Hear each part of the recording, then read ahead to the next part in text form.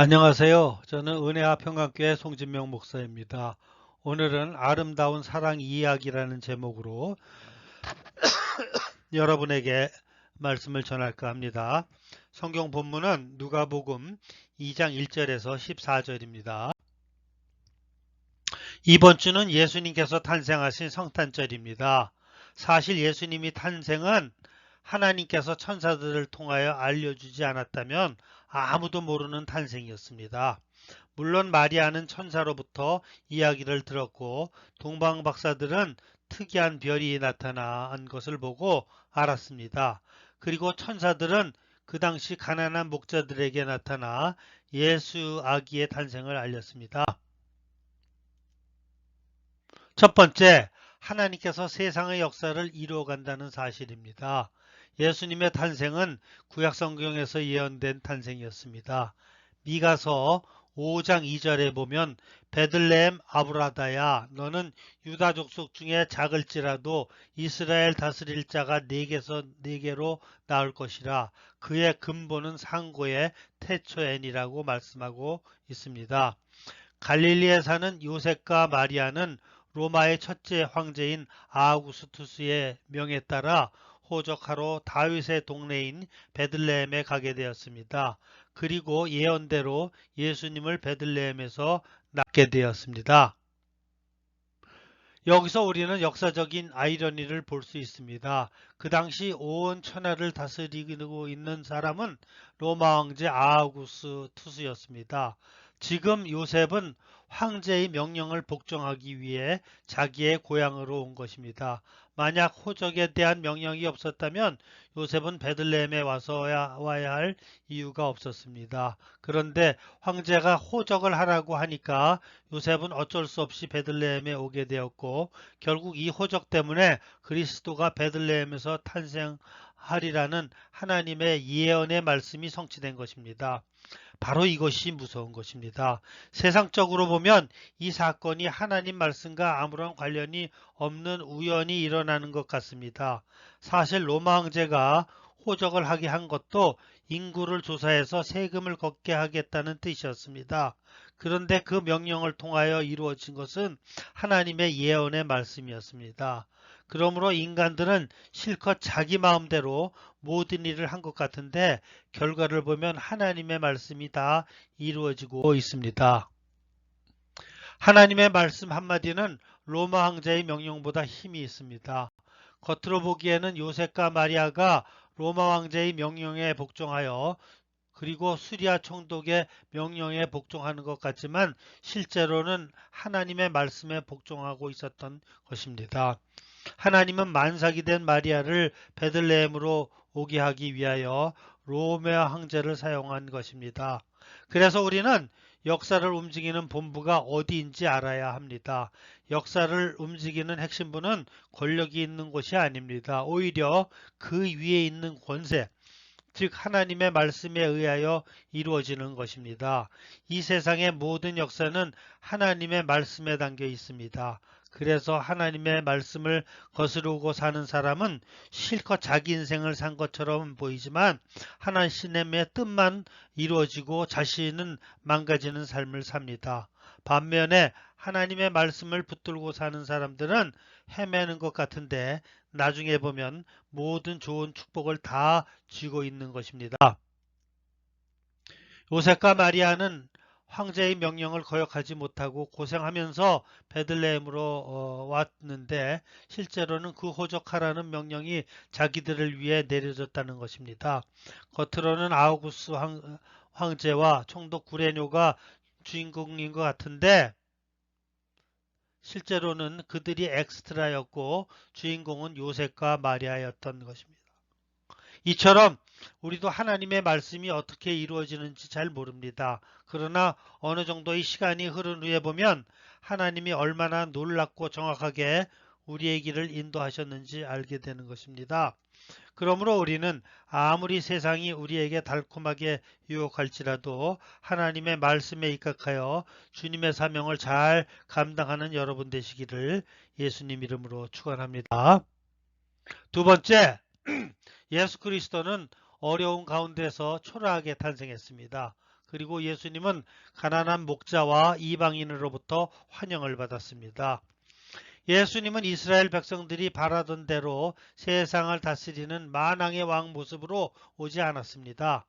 당시 이스라엘 백성들은 그리스도가 만왕의 왕으로 오셔서 지금의 침략국인 로마를 쳐부수고 이스라엘을 고통에서 건져낼 그런 정치적 메시아를 열망하고 있었습니다. 그런데 그리스도인 즉 메시아인 예수님은 베들레헴의 작은 마을에서 그것도 방이 없는 마구간의 구유에서 태어나게 하셨습니다.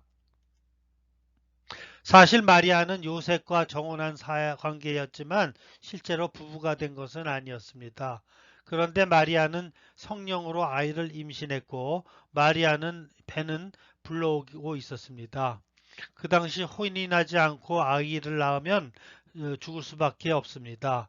그때 하나님의 천사가 요셉에게 나타나 마리아가 임신한 아이는 내가 생각하는 그런 부정한 아이가 아니고 성령으로 잉태한 것이니 데리고 오라고 합니다.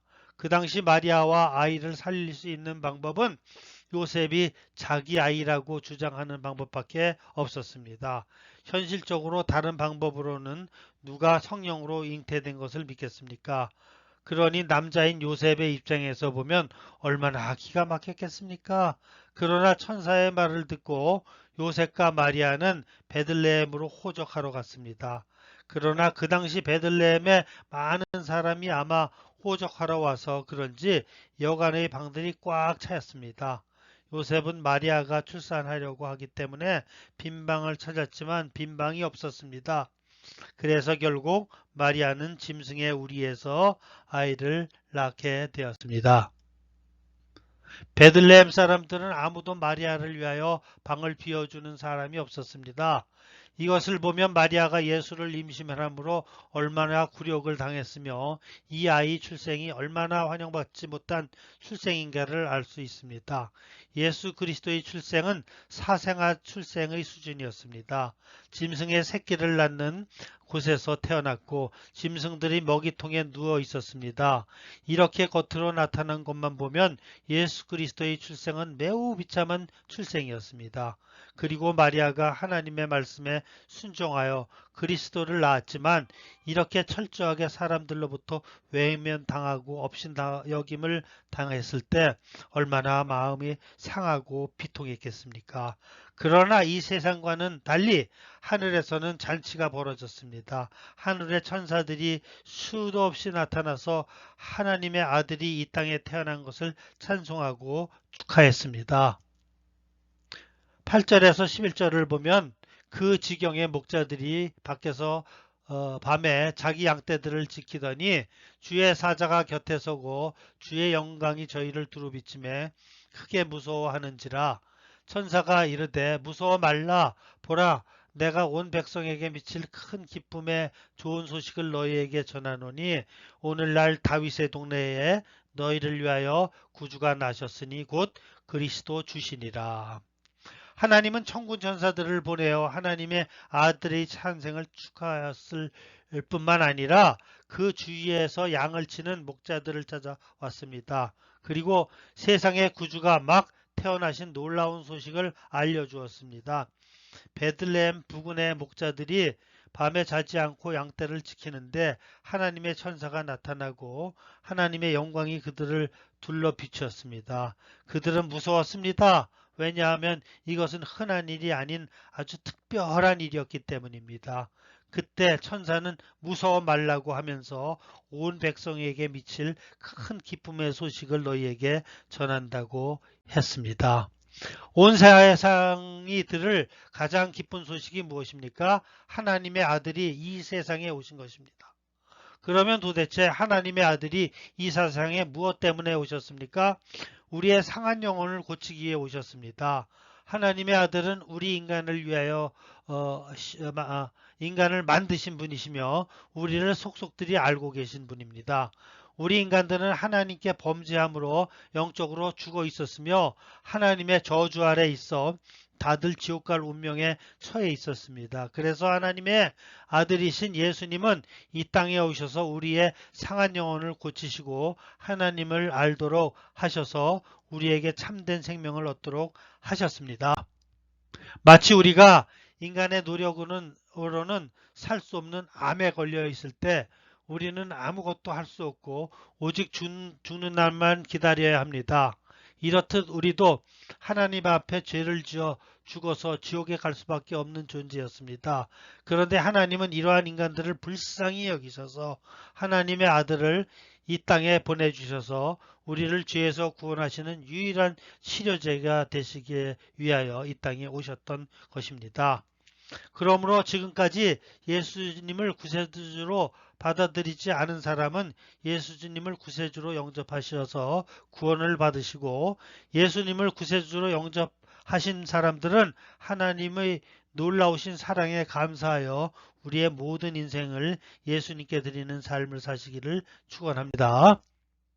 세 번째, 예수님의 탄생은 하늘에는 영광이요 땅에는 평화가 임했습니다. 13, 14절을 보면 호련히 허다한 천군이 그 천사와 함께 있어 하나님을 찬송하여 가로되 지극히 높은 곳에서는 하나님의 영광이요 땅에서는 기뻐하심을 입은 사람들의 중에 평화로다라고 하니라. 천사들이 목자들에게 부주가 나신 기쁜 소식을 알려준 후에 하늘에서는 엄청난 쇼가 벌어졌습니다. 천군 천사들은 지극히 높은 곳에서는 하나님께 영광이요 땅에는 기뻐하심을 입은 사람들 중에 평화로다라고 찬송하고 있었습니다. 그러면 무엇이 그렇다는 말입니까? 바로 예수님의 탄생이 그렇다는 이야기입니다. 그는 하나님의 영광을 위하여 오셨습니다. 원래 하나님은 영광스러운 분이십니다. 그러나 인간의 죄가 다 해결되고 우리가 그 영광을 누릴 때 하나님의 영광은 더 온전히 나타납니다. 이 땅의 평화입니다. 왜냐하면 예수 그리스도께서 이 땅에 오셔서 하나님과 인간의 원수되었던 관계에서 십자가에 달려 돌아가심으로 인간의 죄가 용서받고 하나님과 인간이 화해가 되었기 때문입니다. 그래서 예수 그리스도의 메시지를 한마디로 말하면 평화입니다. 그는 하나님의 평화와 축복을 주시기 위해 이 땅에 오셨습니다. 그러나 믿지 않는 사람들에게는 그리스도의 출생은 너무나 수치스럽고 경멸스러운 것이었습니다. 그의 가족들도 고향 사람들도 그를 환영하지 않았습니다. 그러나 다른 한편으로는 하늘의 천군 천사들과 목자들과 가축들이 다 함께 기뻐하는 출생이요 하나님께 영광이었습니다. 그리스도의 구원은 아주 보잘것없는 마국간에서 시작되었습니다. 기독교는 결코 고상한 종교가 아닙니다.